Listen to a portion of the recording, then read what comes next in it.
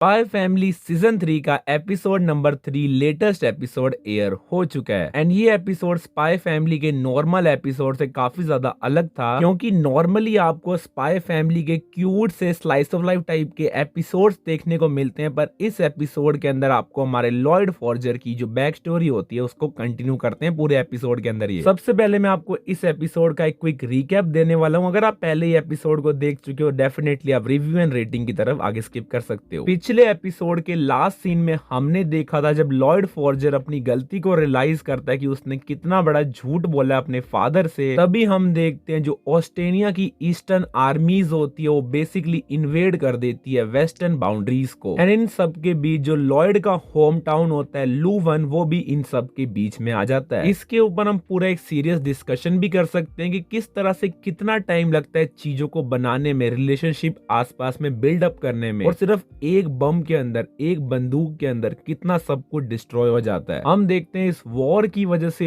होता क्या, जो अलग अलग लोग होते हैं अपनी फैमिली से अलग हो जाते हैं। हम देखते हैं जो लॉयड होता है अपने दोस्तों से अलग हो जाता है। आप देखते हो जो नॉर्मल बच्चे होते हैं, नॉर्मल फैमिलीज होती हैं, वो अलग अलग बेसिक रिसोर्सेज के लिए सफर कर रही होती हैं। बच्चे होते हैं वो नॉर्मली पढ़ाई नहीं कर पाते, साफ पानी, फूड, नॉर्मल चीजें, आपको बेसिक अमेनिटीज नहीं देखने को मिलती। और इतनी हैवीनेस और इतनी सफरिंग आपको स्पाई फैमिली के नॉर्मल एपिसोड के अंदर नहीं देखने को मिलती है। इसके बाद हम देखते हैं जो लॉयड होता है वो अपनी मदर के साथ एक अलग टाउन के अंदर शिफ्ट हो जाता है, वहां पे शेल्टर वगैरह लेता है। पर हम देखते हैं वो भी एरिया सेफ नहीं होता क्योंकि कुछ दिनों के अंदर वहां भी एयर रेड वगैरह चालू हो जाती है। हम देखते हैं पहली बार हमारे लॉयड ने अपने दोस्तों को खोया था और इस बार एयर रेड के अंदर वो अपनी मदर को भी खो देता है। लॉयड सब कुछ खो चुका है, उसके पास ना उसकी फैमिली और वो सिर्फ और सिर्फ एक बच्चा अकेला बसता है इस वर्ल्ड के अंदर, इस वॉर के अंदर। इसके बाद हम देखते हैं काफी ज्यादा हेट भरी होती है हमारे लॉयड के मन के अंदर, उसको काफी ज्यादा गुस्सा आता है। उसके मन में यही होता है कि सारे के सारे ऑस्ट्रेलिया के लोग को मार देगा। लॉयड झूठ पे झूठ बोल के हम देखते हैं अपनी आइडेंटिटी को हाइड करता है और बेसिकली आर्मी को ज्वाइन करता है और आर्मी ज्वाइन करके काफी सारे ऑस्ट्रेलिया के सोल्जर्स वगैरह को मारता है। पर इतने सारे हजारों लोगों को मारने के बाद भी वो सेटिस्फाइड फील नहीं कर रहा होता। ऑब्वियसली आप कितने भी लोग मार लो उससे सफरिंग बढ़ेगी, ना कि आपकी सफरिंग कम होगी। जिन लोगों को आप खो चुके हो उनका आप रिवेंज लेके सेटिस्फाइड फील नहीं कर सकते हो। हम देखते हैं जो लॉयड का करेक्टर होता है वो अंदर से पूरा खोखला हो चुका है, पूरा डेड हो चुका है। तभी वो मिलता है हमारे ऑस्ट्रेलिया के सोल्जर से जिसका नाम होता है फ्रांकी। फ्रांकी होता है वो काफी सारी चीजें समझाते हैं हमारे लॉयड को। जो लॉयड होता है पहले तो इसको देखते ही मारने वाला होता है, और फ्रांकी से बात करके, फ्रांकी से कन्वर्सेशन हेल्ड करके पहली बार लॉयड को ह्यूमन की तरह फील हो रहा होता है। उसको लगा है जो ऑस्ट्रेलिया वाले लोग होते हैं वो डेविल नहीं होते बल्कि वो भी उनकी तरह ही नॉर्मल ह्यूमंस हैं। आप कह सकते हो फ्रांकी ने बेसिकली लॉयड के अंदर के उस पार्ट को दोबारा से जगाया था जो इस वॉर की वजह से डल हो गया था। हम देखते हैं जो लॉयड होता है वो एक सिगरेट भी देता है फ्रांकी को। इसके बाद हम देखते हैं जो ऑस्ट्रेलिया के सोल्जर्स वगैरह होते हैं वो भी आ जाते हैं इन पे अटैक वगैरह करने के लिए। हम देखते हैं लॉयड और फ्रांकी होते हैं वो अलग अलग हो जाते हैं। आप इन सब मूवमेंट्स के बीच में एक पैटर्न नोटिस कर सकते हो। इसके बाद हम देखते हैं जो हमारा लॉयड होता है वो अपने पुराने दोस्तों से मिल जाता है। लॉयड को लगता है कि उसके जो पुराने दोस्त थे वो शायद मर चुके होंगे इस वॉर के अंदर, पर एक्चुअल में जो उसका ग्रुप होता है, फ्रेंड ग्रुप होता है, वो अभी भी जिंदा होता है और वो भी मिलिट्री ज्वाइन कर लेते हैं। अरे जो छोटी सी सेंस ऑफ हैप्पीनेस आती है हमारे लॉयड के मन के अंदर, जो मन के अंदर जो वार्म फीलिंग होती है वो ज्यादा देर नहीं चलती क्योंकि हम देखते हैं अगले मिशन के ऊपर जो सारे के सारे दोस्त होते हैं वो सारे के सारे मर जाते हैं। और इसी पैटर्न की बात कर रहा हूँ, आपको सफरिंग के बीच में छोटी छोटी हैप्पी मोमेंट्स देखने को मिलती है लॉयड की लाइफ के अंदर, पर जो आखिरी एंड गोल होता है वो हमेशा सफरिंग में खत्म होता है। इस सब सीन की वजह से, इन सब इवेंट की वजह से लॉयड होता है वो अपनी सेल्फ वर्थ को डाउट करता है। वो सोचता है क्या कर सकता है वो, इवन दो वो मिलिट्री के अंदर आगे फाइट कर रहा है, वॉर कर रहा है, पर फिर भी वो जिन लोगों से एक्चुअल में प्यार करता है, जिन लोगों को वो बचाना चाहता है, उनको तो वो सेव कर ही नहीं पा रहा। इस सब के बाद हम देखते हैं जो एक बंदा होता है जो कि एक वाइस ऑर्गेनाइजेशन का होता है, जो बेसिकली मिलिट्री इंटेलिजेंस में होता है, वेस्टेलिस का। वो बेसिकली हमारे लॉयड फॉर्जर को रिक्रूट कर लेता है as a spy. And spy बनने का मतलब साफ साफ यही होता है कि आप अपने रियल आइडेंटिटी को हमेशा के लिए जला देने वाले हो। एंड जो अगली चीज हमारा लॉयड बोलता है वो तो और भी ज्यादा सैड होती है क्योंकि हम देखते हैं जो लॉयड होता है वो यही बोलता है कि वो अपनी रियल आइडेंटिटी तो बहुत साल पहले ही खो चुका था। जब उसके सारे के सारे दोस्त, उसका परिवार मर गया था, उसके रियल नेम की वैल्यू तभी खत्म हो गई थी। एंड हम देखते हैं जो हमारा लॉयड का बुरा सपना होता है, पुरानी मेमोरीज होती है, बैक स्टोरी होती है, यहीं पे खत्म होती है। इसके बाद आप देखते हो जो आनिया वगैरह होती है वो हमारे लॉयड को पैट वगैरह करती है सर के ऊपर, तो काफी ज्यादा क्यूट एंड होलसम से सीन के साथ हमारा ये एपिसोड भी खत्म होता है। इस एपिसोड के अंदर एक सीन मेरे को बहुत ज्यादा सैड लगता है, जब हम देखते हैं जो लॉयड होता है इस बुरा सपना अपनी बैक स्टोरी को देखने के बाद जब खड़ा होता है तो हमारे पास वो एक लाइन बोलता है, I see this is Lloyd's house. ये सीन मेरे को बहुत ज्यादा सैड लगता है क्योंकि हम देखते हैं जो लॉयड होता है एक्चुअल के अंदर रियल लाइफ में उसको अपना हाउस कभी मानता ही नहीं, उसके लिए ये हाउस, ये फैमिली सिर्फ और सिर्फ एक मिशन का पार्ट है। बोलने को उठने के बाद तो वो ये भी बोल सकता था, I see this is my house, my home. इसके अलावा बात करें तो आपको लॉयड फॉर्जर के कैरेक्टर के अंदर काफी ज्यादा मेंटल मैच्योरिटी देखने को मिलती है। पहले जो उसके अंदर की रिवेंज की फीलिंग होती है वो किस तरह से वॉर के खिलाफ हो जाती है, वो वॉर को रोकने की कोशिश कर रहा है अब। एंड वो यही सोचता है अगर वो